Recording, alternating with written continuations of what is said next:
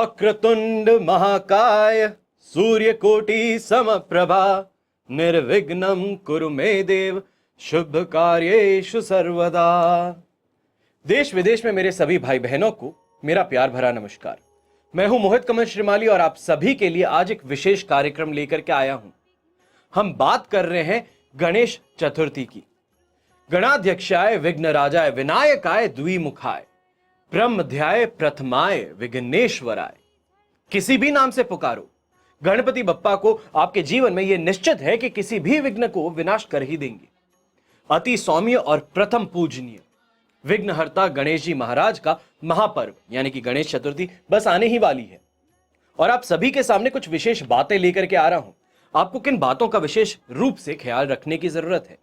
शुभ मुहूर्त क्या है, स्थापना कब होगी, तो वहीं अपने घर में सबसे बड़ी बात गणेश प्रतिमा को आप कैसे स्थापित करें कि आपके हर संकट वो हर ले, आशीर्वाद दे, तो सिर्फ और सिर्फ सुख सौभाग्य का, उन्नति का और खुशी का।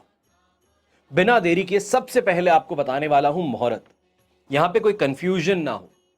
वैदिक हिंदू पंचांग के अनुसार 2023 वर्ष में भाद्रपद माह शुक्ल पक्ष की चतुर्थी तिथि, इसकी शुरुआत जो है 18 सितंबर को होगी दोपहर में 12:40 से और समापन 19 सितंबर को दोपहर 1:44 पर होगा। यहां पर उदय तिथि के अनुसार 2023 को 19 सितंबर के दिन गणेश उत्सव का आरंभ होगा। अब स्थापना के लिए सर्वश्रेष्ठ मुहूर्त की जब बात की जाएगी तो वृश्चिक स्थिर लग्न, इसमें आपको मुहूर्त का समय मिलेगा 19 सितंबर को सुबह 10:54 से 1:10 तक। यह सर्वश्रेष्ठ मुहूर्त है स्थापना के लिए।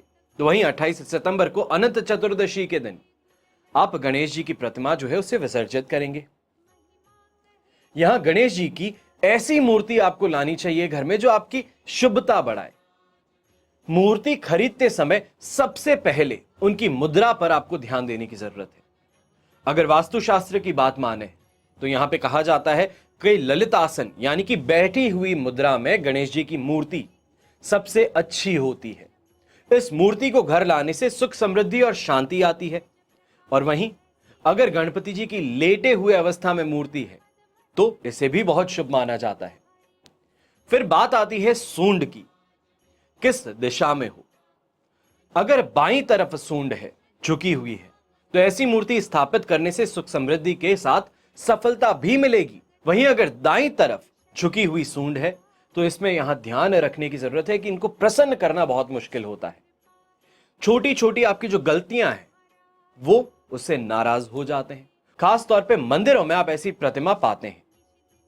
फिर बात है कि सबसे ज्यादा जरूरी जब आप कोई भी प्रतिमा लें, मूर्ति लें, तब किस बात का ख्याल रखना है। एक तो सूंड हो गई, इसके बाद में इस बात का ध्यान रखें कि मूषक यानी कि चूहा जो उनकी सवारी है और हाथों में मोदक, ये दोनों होने चाहिए, क्योंकि मोदक अति प्रिय है और मूषक उनका वाहन है।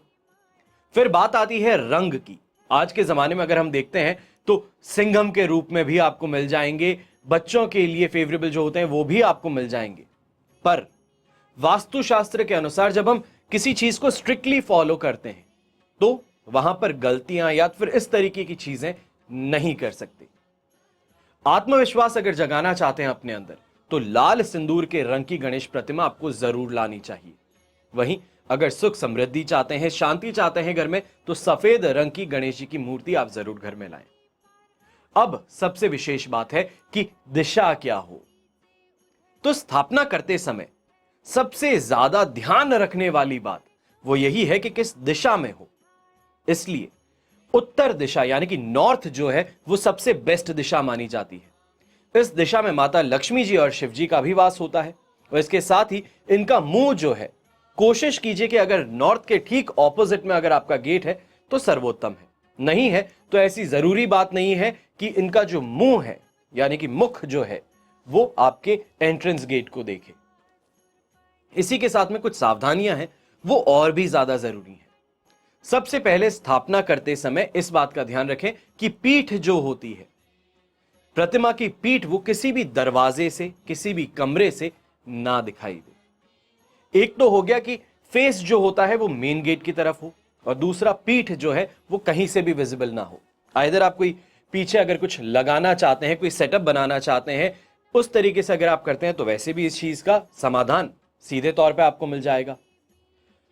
फिर बात आती है किस दिशा में रखना चाहिए, तो नॉर्थ दिशा होगी। पर अगर नॉर्थ में आप नहीं रख सकते तो क्या करें? इसके अलावा आप कोई भी और दिशा ले लीजिए, पर एक बात का ध्यान रखें कि दक्षिण दिशा यानी कि साउथ जो होता है, इस दिशा में बिल्कुल भी आप प्रतिमा को स्थापित मत कीजिएगा। यह अर्थ का अनर्थ करने वाली बात होगी, इस बात का ध्यान रखिएगा। फिर बात होती है कि ध्यान क्या रखें, कि एक बाथरूम है, वॉशरूम है, पाउडर रूम है, जो भी आप कह लीजिए, उसकी दीवार जो है उसके सट के ये प्रतिमा ना लगे, एक कॉमन वॉल इन दोनों के बीच में ना हो, इस बात का ध्यान रखना है। तीसरी महत्वपूर्ण बात यह आ जाती है कि स्थापित करते समय सीढ़ियां जो है, अक्सर अगर आप ड्यूप्लेक्स में रहते हो, बंगलों में रहते हो, तो ऐसी जगहों पर क्या होता है कि सीढ़ियां जो है उसके नीचे आप रखते हैं, वहां पे पूरा सेटअप बनाते हैं कि एक अच्छी जगह है, यहां पे सबके सब बहुत सिक्योरली आराम से पूजा कर पाएंगे। आप अपनी कंफर्ट के लिए एक बहुत ही बड़ी गलती कर देते हैं। सीढ़ियों पे जब आप चलते हैं तो यह भगवान का अनादर होता है, ऐसी गलती बिल्कुल भी मत कीजिएगा। ये कुछ विशेष बातें थी, मुहूर्त था, तो वहीं दिशा के ऊपर भी जानकारी थी और प्रतिमा कैसी हो, ये सभी जानकारियां देना मैं आपको चाहता था कि गणेश चतुर्थी जब आ रही है तो उसमें कोई भी जो मेरे दर्शक हैं, जिनको मैं अपना परिवार कहता हूं, मेरे परिवार से कोई गलती ना हो।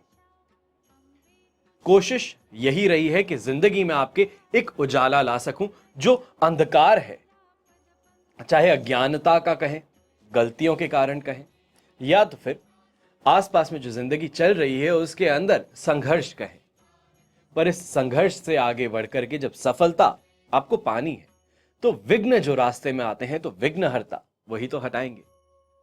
ऐसे में विघ्नहर्ता की पूजा में कोई गलती ना हो, इस कारण आपके साथ में ये सभी जानकारी मैं बांट रहा हूं। हमेशा की तरह प्रार्थना तो आप जानते ही हैं कि आपका और हमारा परिवार सदैव सुखी रहे, संपन्न रहे, सुरक्षित रहे। घर में बड़े बुजुर्गों का साथ और आशीर्वाद हमेशा हमारे साथ में बना रहे। जय श्री राम, हर हर महादेव, गणपति बप्पा मोरिया एवं जय हिंद।